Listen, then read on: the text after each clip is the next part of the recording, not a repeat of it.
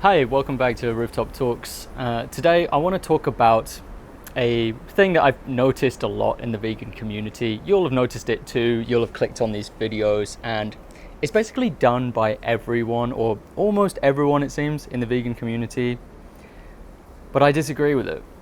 And that is writing self-deprecating titles for your videos. And before I critique it, I want to explain that I totally get the rationale for doing this. The vegan or the animal rights activist who's making these self-deprecating titles saying like vegan gets owned by logic, or vegan is struck speechless by this, vegan has no comeback for this, and stuff like that.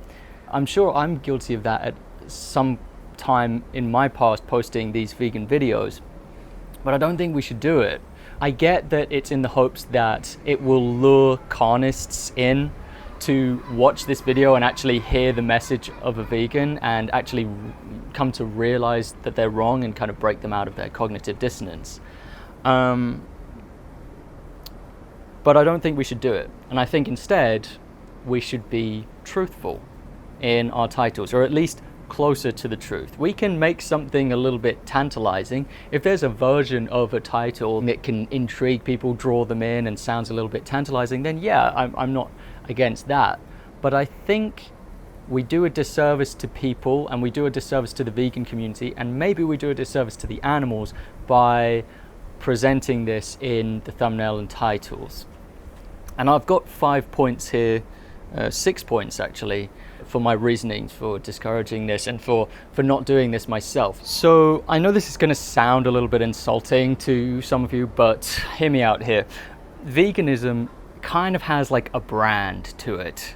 Everything has a brand if you think about it. What a brand is someone's gut perception of what that thing is. It's not necessarily the truth about what this thing is, but it's people's gut feeling about something. So veganism has a brand, right? And we kind of play a part, a responsibility in shaping that brand into something positive. The brand of veganism, at least what I would like it to be, is a brand about truth telling. You know, you're telling people the truth, even if that's a truth that they don't want to hear. And so to be consistent with that, our behavior has to reflect that in every way. You know, we have to be truthful people. Otherwise, the brand is going to get tarnished, and the brand is going to be something that we don't want it to be, which is that vegans are willing to lie when it's convenient, to lie and distort the truth to get clicks and things.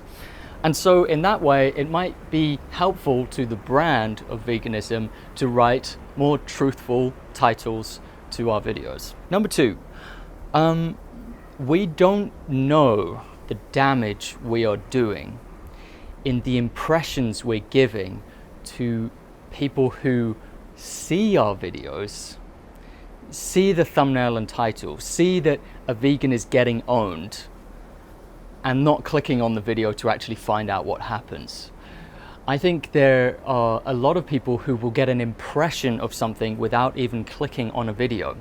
And if 80% of the videos vegans are putting out have a title that's like vegan gets owned with logic or something like that, it doesn't necessarily matter if the video itself says something that's on the contrary. It's actually, the damage has already been done by the title alone to the people who are seeing that title but not clicking on the video. And this has already happened with like PETA. So PETA is an amazing organization for the animals, but the brand of PETA was tarnished big time, not by them.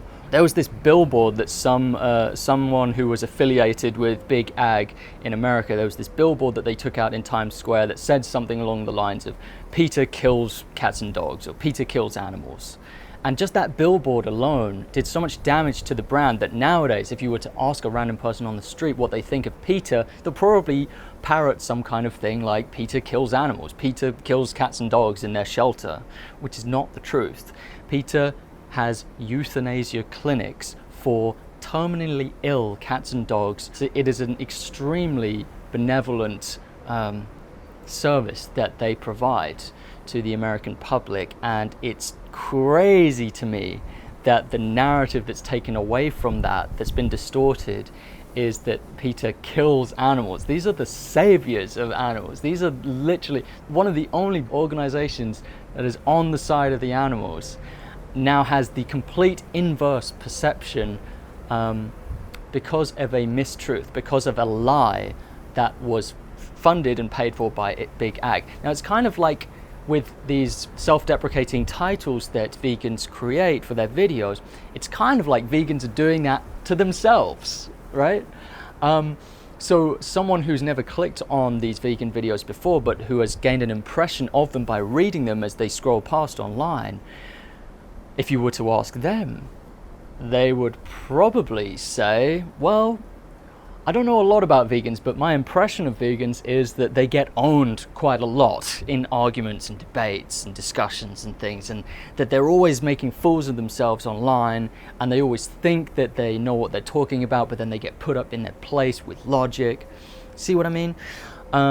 There's maybe a parallel to draw there, I don't know. Especially when we're looking long term, as the long term time horizon, lies are no substitute for the truth. The truth is a powerful thing, and the truth will set you free. I think we could be causing a lot of damage with these kind of misleading titles. Number 3, I believe that a truthful title will be just as appealing in most cases to non-vegans. Now, I don't have statistics to back this up, so this is just a hot take opinion.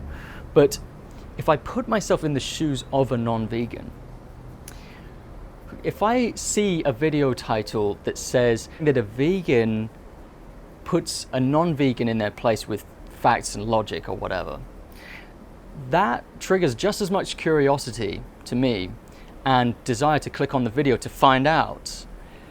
It has just as much appeal and curiosity because I'm thinking, this guy gets owned by a vegan? Really? Vegans can own people in conversations and discussions? I didn't know that. I'm kind of curious what he's going to say, you see?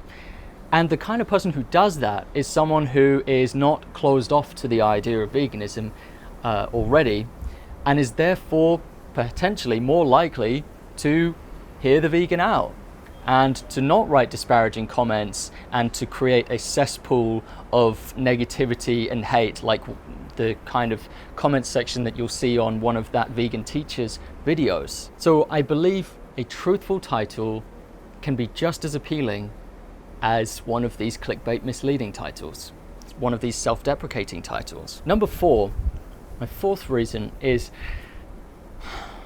these videos are trying to do the impossible. They are trying to change the minds of meatheads and meat zombies, whatever you want to call them, malzoans, I don't know what word you want to call them, meat flakes.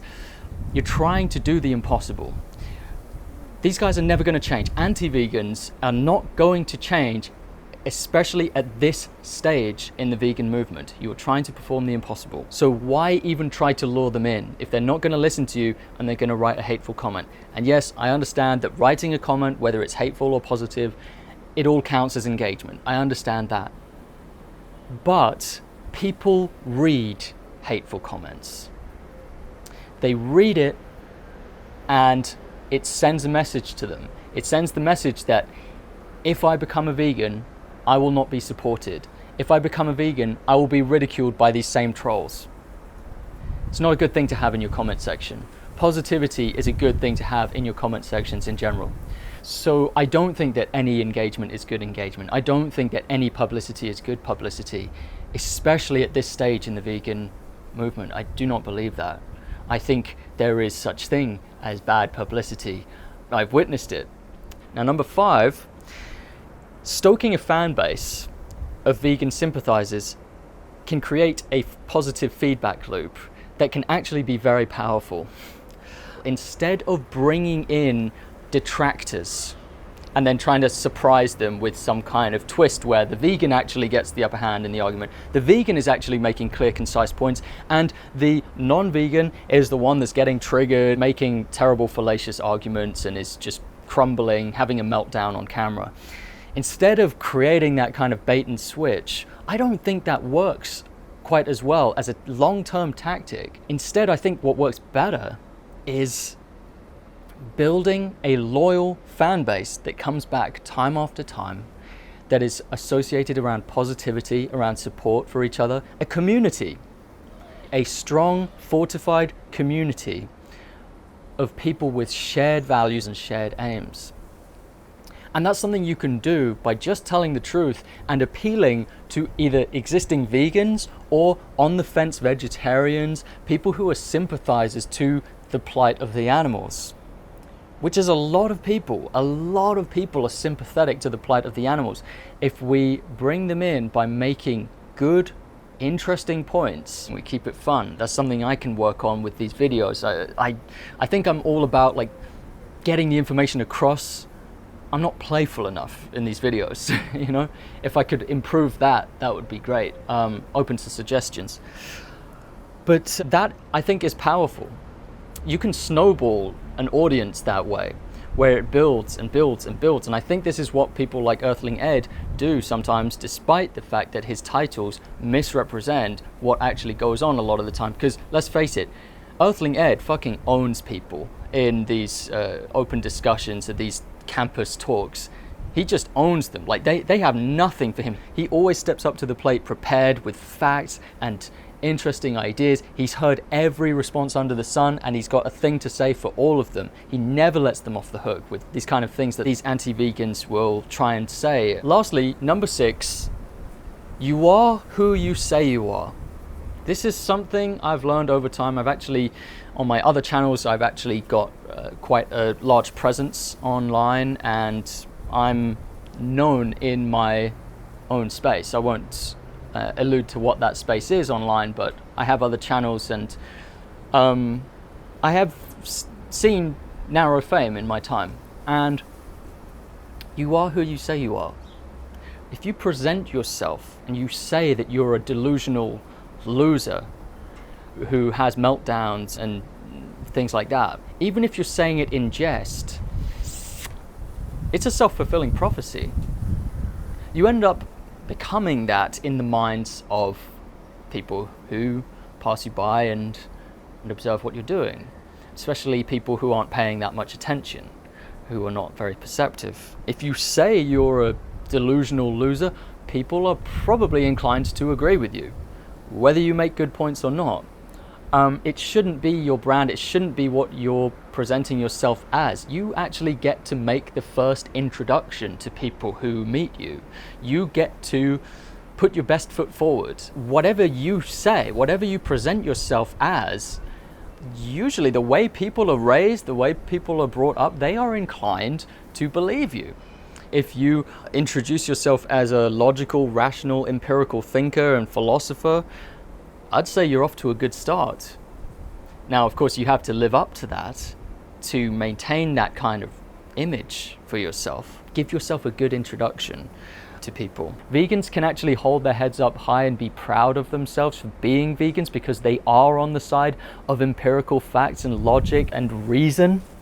And we can take pride in that together, and we will be ridiculed less. There will be less trolls in our comment sections. There will be less trolls in real life if we do that. These people do not value the same facts and logic and things, and you will not get them. You will bait them maybe, but then you will not get them with the switch, and then they're going to go into your comment sections and they're going to write disparaging comments. They're going to see veganism as a controversial topic. When it's not controversial, it should never have been controversial to be a vegan. It's common fucking sense. It's common fucking courtesy. It's just consideration to animals. That's what veganism is. Why the fuck is this controversial? Because we've allowed it to be controversial. We play into that whole controversy narrative. That's my opinion. Let's make some positive titles, guys. I hope I've been able to convince you, and I'll see you in the next video. Tofu is a great source of protein, low in saturated fat, and cholesterol-free. Tofu is made from soy boys, the seeds that grow in the pods of the soybean plant.